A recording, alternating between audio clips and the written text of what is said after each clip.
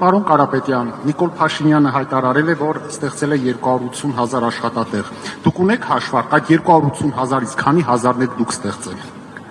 Շատ լավ։ Տեսեք, նրանք մեկ հայտարարում են, որ 300,000 աշխատատեղ ստեղծելը անհնար է, մեկ հայտարարում են, որ ստեղծել են 280,000 աշխատատեղ։ Կարանք կողմնորոշվեն մի հատ։ Հիմա անհնար է, թե իրենք ստեղծել են։ Մյուս հարցը կարող եմ ասել, որ Հայաստանում վերջի 5 տարում ամենաշատ աշխատատեղ ստեղծած ամենամեծ գործատուն է Տաշիր ընկերությունների խումբը։ Թվով, կոնկրետ թվով, թվերի փոփոխականության առումով այս պահին չեմ ուզենա ասեմ, բայց մենք ժամանակ առ ժամանակ ներկայացնում ենք թվականակը եւ վճարված հարկերը հայտարարում է մեր ընկերությունը, կարող եք տեղեկանալ, բայց ամենամեծ ներդրողն է, ամենամեծ գործատուն է,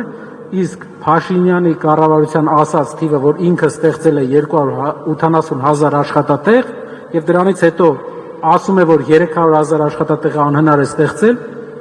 իրար հակասում են։ Նա ինքն է ապացուցում, որ 300,000 աշխատատեղ ստեղծել իրապես հնարավոր է, հեշտ ինչի առումով, ոչ թե հեշտ է, այլ կա պահանջ, բարդ է, դժվար է, բայց կա պահանջ, քանի որ մենք իրական զբաղվածության թիվը եթե նայում ենք, 500-ից 600,000 մարդ դուրս է զբաղվածության ցիկլից։